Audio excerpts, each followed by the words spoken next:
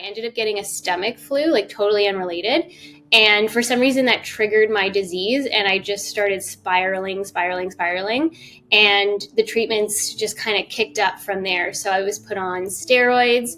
I ended up basically having a hemoglobin of like 50, which basically meant I was almost dead. I was completely unconscious, had no iron in my system. I was bleeding out. I wasn't eating. So I was put on steroids. I was put on a ton of other medication. I was given blood transfusions, but the pain ended up getting worse. So we tried so many different things. Hi, I'm Jess Grossman. I was diagnosed with Crohn's disease in 1998, and I am from Toronto, Canada. It was a life-defining journey that I am forever grateful to have made it out the other side. I started feeling ill when I was around 8 years old. My stomach would hurt. I wouldn't want to eat as much. My mom always says that she noticed I didn't want to eat dessert, which was a red flag. And then one day, and I don't remember why, I guess, those beauty standards at 8 years old back in the 90s was a thing. And I decided to weigh myself, and we had realized I had lost 5 pounds, even though I was 8 years old, and 8-year-old kids shouldn't lose weight. So that's what set us off on this journey. I went to the doctors and the test started from there. When I started having the symptoms, I was sent to my family doctor, who basically sent me to Sick Kids Hospital almost immediately to have both a barium enema and a barium swallow, checking from both ends. At the time, we already kind of suspected that I had Crohn's disease because my uncle, my dad's brother, actually was diagnosed when he was 13 years old and had it for a very long time. So we went into the diagnoses pretty much already assuming that I had Crohn's disease, but we did those tests just to get final confirmation, and it was very obvious that I did have Crohn's disease. I think the reaction to hearing that I had Crohn's disease was a mix of, well, we kind of expected someone in our family to get it, and, what's next? There was no woe is me or depression. Especially me, I was just a kid. I didn't really know what to think. But my parents, basically went into action mode to try and figure out how to put me on a path to health. And we just kind of took what we were given and ran with it. My treatment lasted about 4 years, or the major treatment was a 4-year journey. When I was first diagnosed, I was put on some of the standard drugs that are given to kids with Crohn's disease. I was also given a special diet. I was not allowed to eat seeds or nuts or popcorn or any stringy vegetables or things like that. It's funny looking back now because my mom would literally peel strawberries for me so I could still have them. But I was on a very specific diet. My mom would peel strawberries for me so I could still eat them. So we started with that diet. And then I was relatively okay on the maintenance medication for about 2 years and watching what I ate. And, I might have a stomach ache here or there if I ate the wrong thing, but I was relatively okay. And then I ended up getting a stomach flu, like totally unrelated. And for some reason that triggered my disease and I just started spiraling. And the treatments just kind of kicked up from there. So I was put on steroids. I ended up basically having a hemoglobin of like 50, which basically meant I was almost dead. I was completely unconscious, had no iron in my system. I was bleeding out. I wasn't eating. So I was put on steroids. I was put on a ton of other medication. I was given blood transfusions, but the pain ended up getting worse. So we tried so many different things. We tried, again, more different medications. I was put on a cancer medication at one point. I was given a biologic, which back then was very, very new on the scene. Now everyone kind of just is on a biologic, but back then it was very new. I had a permanent IV put in my arm, and I was mostly in the hospital, but they wanted me to try and have a normal childhood. So I actually had an IV pole at home, and I wouldn't be able to eat anything, but at night I would get plugged into this IV machine. It would give me what's called TPN. So it would give me all the nutrients that I'm supposed to have. And then I would be unplugged in the morning, go to school, come back, do it all over again. Similarly, I would not go and sit with the kids at lunch because I couldn't eat anything other than lollipops. And I did that basically until my disease just ended up getting into the death spiral. And I would say that's probably the last treatment that I remember up until being told I had toxic megacolon and needed to have my colon and some of my small intestine removed. There was a little prep before ostomy surgery because it was an emergency surgery, but they couldn't do it right away. So I had some time to get used to the idea of having an ostomy bag. Funny enough, my surgeon at Sick Kids Hospital is a family friend, and his wife actually has an ostomy bag. And so before surgery, they had her come visit my room. And she came in wearing these tight black jeans, looked at me. I'm 13 years old at the time. And she goes, "Can you tell where it is?" And I couldn't.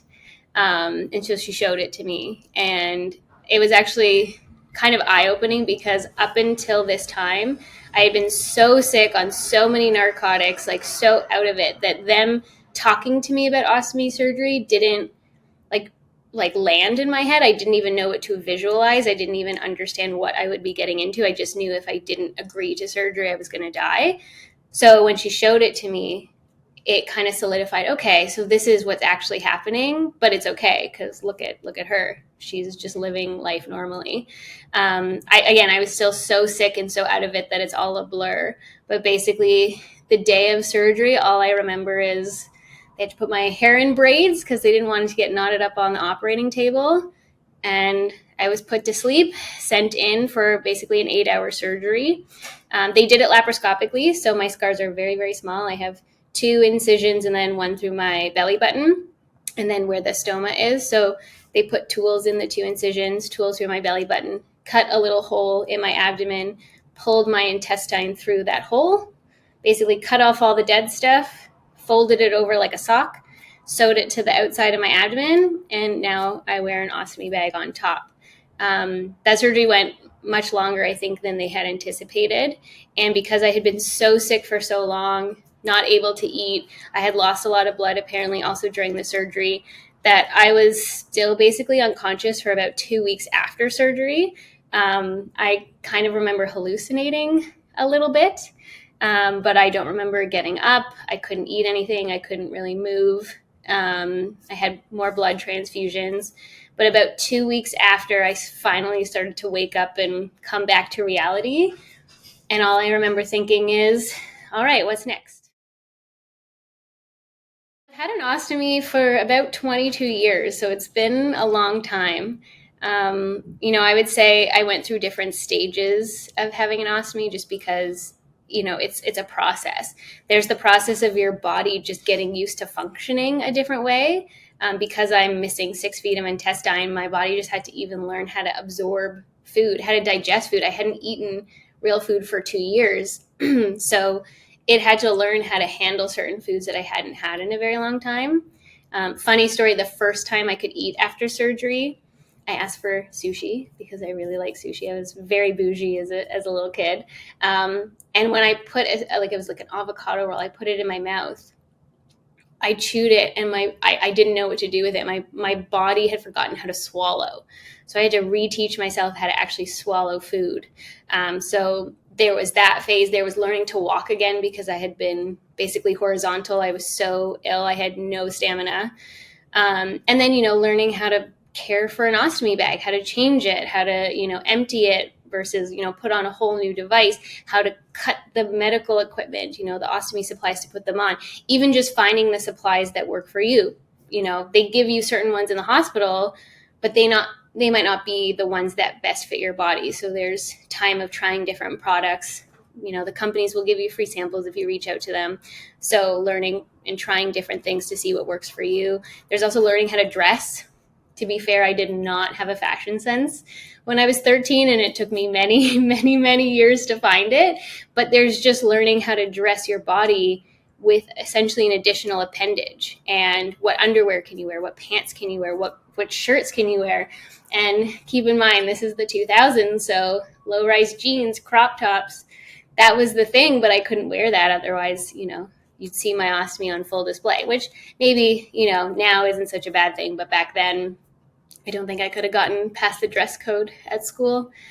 So there was that. And then there was just learning how to be social again. I had been so isolated as a kid in the hospital for essentially 2 years that I had forgotten how to be in social situations. And so I was very awkward. I didn't have a ton of friends. And it took me a long time just to feel like myself and feel like a normal human. I think by the time I graduated high school, I had finally found myself. I was also super overweight from all the steroids I had been on, and my body overcompensated for not having been able to eat. Now that I could eat, everything I ate like stuck to my bones because I was basically in like starvation mode for so many years. So, and I also, puberty had kind of stopped. So my body was like growing really fast and changing. So by the time I graduated high school, I finally felt more in my own body. I had made friends. I had learned how to be in social situations, how to dress, what I could and couldn't eat. And then I went to university, and from there, I feel like I've been on a great path since. Graduated with honors, was president of my sorority, was the lead in the school musical. I went to NYU after and got my master's there, lived in New York for a bit. I've since come back to Toronto, and I've dated. I own my own home. I now have a husband and a cat. I run a business. I've been running it for 10 years. So I feel like it's been a long journey, but now I just feel like a normal person. It just took a little bit of time to get there. I think by the time I needed to have ostomy surgery, I had already kind of accepted like it's either this or death. So where some people might expect me to say, oh, like having ostomy surgery and figuring out my life, like that would have been the biggest hurdle. Honestly, it was a welcome improvement. And I always say to people who come to me, I get a lot of people who DM me or connect with me, on the internet, like, how did you restart your life after having life-altering surgery? Well, for me, I didn't really have a life before, and so I was starting life again. So for me, I don't think that was the biggest challenge. I think the biggest challenge was the day-to-day struggle of the pain, of the isolation, of the not knowing what the future held, literally not being able to eat, be a kid. Like, I missed all of that. I think that was probably the biggest challenge, was just getting through that. I think ever since then, everything else has felt like a breeze. When I first came out of surgery, I was like, this is who I am now. I'm going to tell everyone about it. If they don't like who I am because of it, well, that's on them. That's not me. And keep in mind, this is coming from a very shy, isolated, awkward kid who had a really hard time making friends. I had suddenly switched to being like, this is it. I am suddenly confident now. Don't really know how that happened, but it did. And so I would talk about what I had gone through to basically anyone I could. But most of the time, people would be like, I have no idea what an ostomy is. Like, they had never heard of it before. And when you Googled it back then, like I had surgery in 2003, early days of the internet, and all you would see were either like advertisements or websites from the ostomy supply companies that were marketed toward the elderly because it was seen as an elder medical treatment for like colon cancer, because back then it was an older person's disease. Or you would see like medical journals and medical images, and it was just seen very medical and gross and just not something that anyone could relate to. I remember my parents really wanted me to go and join this like ostomy group in the city so I could have friends and like relate to other people. And I remember just walking in and it being a room of 50 plus year olds. And at this time I was 14. And I'm just like, I don't relate to anyone here, but I can't be the only one my age or the only one as a kid who had surgery. So I kind of started just talking about it, again, early days. So there was no Facebook back then, no Instagram. But I was in high school and I was in a media class where we had an end of year project for grade 12, my last year. And we were supposed to do a big PR campaign on any topic we wanted to do. And obviously I picked the ostomy because no one else was going to do it. And I put together this campaign of spreading awareness for ostomy surgery. And it was a picture of me covered in a sheet, like naked other than that, with my ostomy showing. And it said, I forget the actual number, but it was like 320,000 Canadians have an ostomy, but nobody really knows what an ostomy is. I only got like a B on that project. I've since emailed my teacher and I'm like, look what I turned it into, because I took that idea and I went to ostomy camp that summer, like after grade 12, where there were people that I could relate to. And at that camp, there was a gentleman who had his own awareness organization for IBD.